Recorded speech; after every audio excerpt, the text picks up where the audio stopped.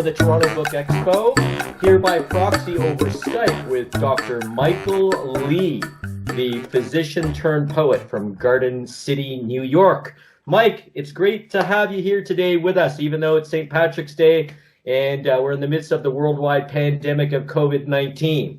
Thanks for joining us. Thank you for having me, Sam. Appreciate it. No problem. So can you tell us a little bit about your poetry?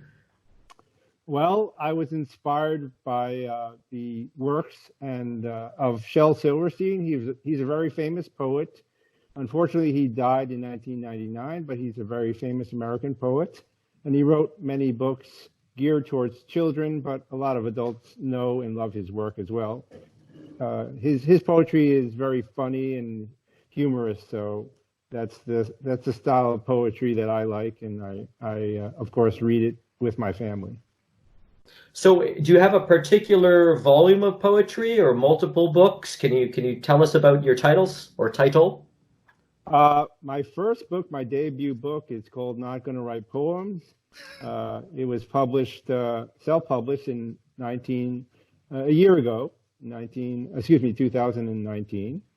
And it's a collaboration because my daughter and she's 11 years old, and she helped me co-illustrate the book.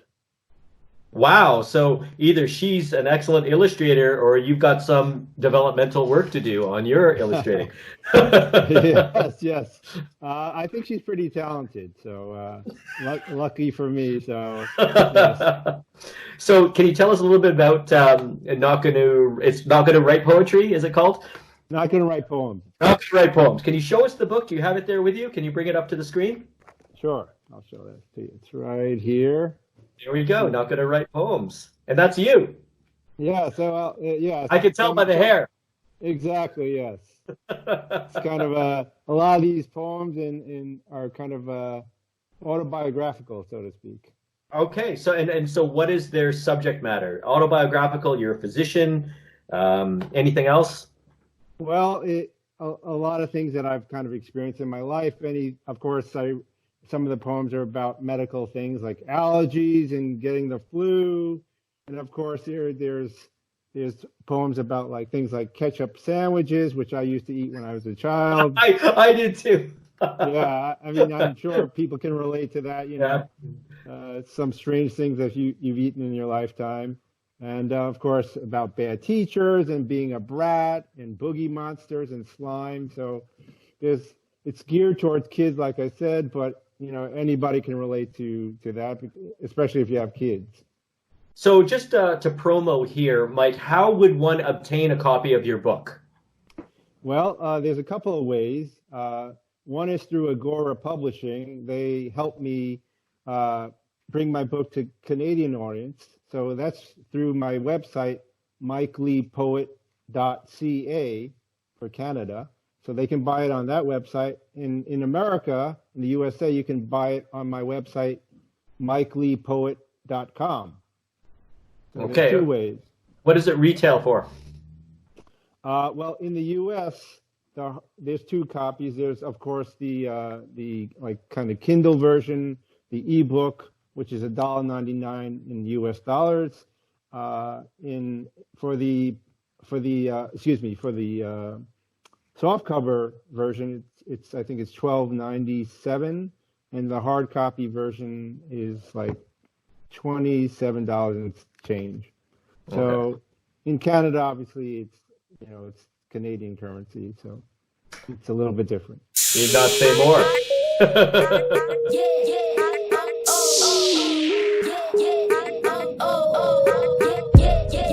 All right. When did you start writing poetry, and what inspired you to start? Well, I started writing kind of a little bit in high school, but I didn't really take it seriously until about 2017, where I really started writing consistently. I was inspired, like I said, by the poetry of Shel Silverstein. Myself and my wife, we read often his poetry and his books to my daughter before she goes to bed, because it's a good way to end the night, and we really want to encourage her to read and enjoy reading. And what better way to do that than to read funny poetry? So it gives us all a good laugh. We can see the funny pictures, and rather than watching TV and spending all of the time on the internet, we figured it's a great way to introduce her to books and poetry, and so we all really love reading at night. Okay, and so you felt your creative energy needed an outlet? Exactly. I've always liked writing poetry, and then I said, well, since obviously Shel Silverstein died in 1999, we originally wanted to bring our daughter to meet him, and then I looked him up, and I said, oh well, I guess I can't meet him. So next best thing is I'm going to try to entertain my family by writing some funny poetry. So I started writing, in my spare time, because I am a full-time physician as well. So in my spare time, I would write at night when I get home on the train. So I would write whatever topic struck my fancy, about teachers, about slime, about anything that I can think of. Sometimes people would give me topics like co-workers. I'd say, what do you want me to write a poem about? They would just give me a topic, and I would, sometimes it'd take me half an hour, sometimes an hour, sometimes a day. But that's how I kind of formulated my ideas, and 78 poems are in the book. And then I started drawing the accompanying sketches for that, and I enlisted my daughter to help me draw some of those sketches for the poems. Right. Now, you're an internist. You're trained as an internist in the U.S., and that's basically medicine from here to here, pretty well everything, right? Right. But you do urgent care. And can you tell us if there are any advantages or boons to being a physician and then having a creative outlet? So, for instance, you do shift work. You also see some pretty traumatic things, even though it's urgent care and not emerge. Nevertheless, do you do your shift work and then after a long shift come home and start writing? Does sometimes you feel the need to express yourself in poetry because of something that you had to deal with on the job? Please give us some insight. Well, certainly it's a creative outlet.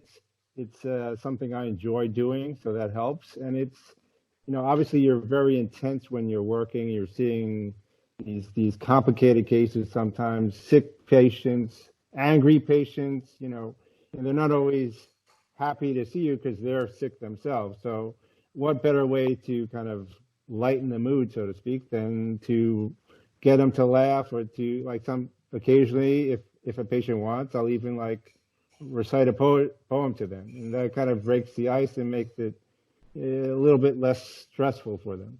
So that was my idea, to kind of lighten everybody's mood, because a lot of poetry these days is kind of melancholy and talks about loss and lost loves and suffering, and that's not kind of my style of poetry. That's not what I wanted to bring to the audience that I'm seeking. So I wanted to make it light-hearted and humorous, and something fun that especially kids can enjoy, because as you know, depression and anxiety is very prevalent, and it's increasing in the past decade or so. Rampant. Yes, it's especially in the youth, like the Yes. 12 to 25 age group. It's increasing. It's increased by 20-30% in the last 15 years. So that's not a good sign. And I think part of it is dealing with social isolation and cyberbullying. Mm-hmm. More people are paying attention to, they're on their phones, they're texting, they're on the internet, Mm-hmm. they're not interacting with people. Yeah. And so one of the ways that I think my book can help is helping families kind of reconnect, getting together, reading a book, sharing a few laughs, talking about the poems, as opposed to just okay, get on your iPad and watch a movie. Exactly. It's kind of a natural dopamine surge, reading your book and doing it as a family, doing it together. Exactly. Because we all have a lot of things to deal with between the coronavirus and the flu, and backaches and UTIs and all those things. Yeah, people get sick, and they don't feel good. So when they come see me, it's a great way to kind of lighten the mood. No, that's wonderful. That's wonderful, Mike. Now, speaking of youth, is your daughter close by? Can we get an opinion from her of your poetry?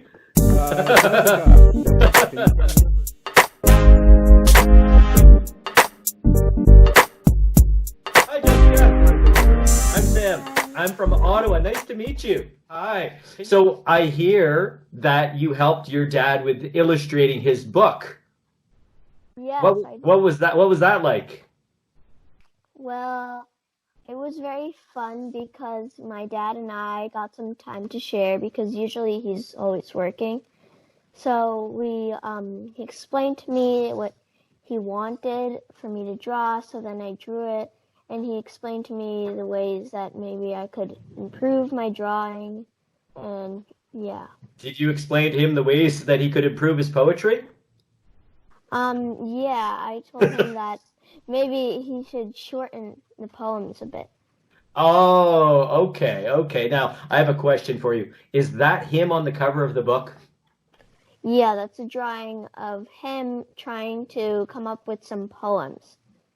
Okay. So, when your father first came up with the idea to write poetry, what did you think? Um, I'm not really a fan of this, and I do not want my dad writing books. And you're 11 years old, right? Yeah. And what do you want to be when you're older? A plastic surgeon, a scientist, or a vet. Okay, good. You've narrowed it down somewhat, but you can always change your mind, right? Yeah. Yeah. So tell us what Daddy goes through to write a poem. Do you ever see the creative process with him? Well, I don't see all of it, but I see most of it. He usually goes on websites to help him like with rhyming words, and he usually is just writing it down on a piece of paper or on the computer. Wow. Okay. Now, Jessica, do you have a favorite poem from the book? I don't have a favorite in the book. I like all the poems. Is there a short one that you can read to us and share with us today? Yeah, Daddy, a book. The book. Excellent. Okay. So you pick something to read to us so our viewers get an idea of your Okay. dad's talent. Yeah. This poem is called If I Had Invented. If I had invented the pooper scooper, a mansion and 10 cars I would own. If I had invented the iPhone, I'd have 2 cooks and 6 maids to maintain my home. But I haven't invented a single thing, so I guess I'm just stuck eating for sup an instant noodle cup.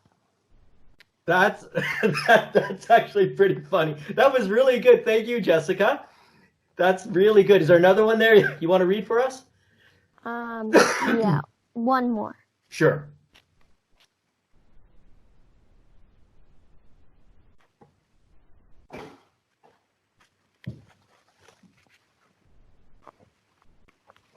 Your daddy doesn't want to give away all his poems, right?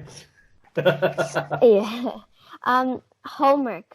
Homework, homework, what a bore. Homework, homework, when it's too long, I just want to snore.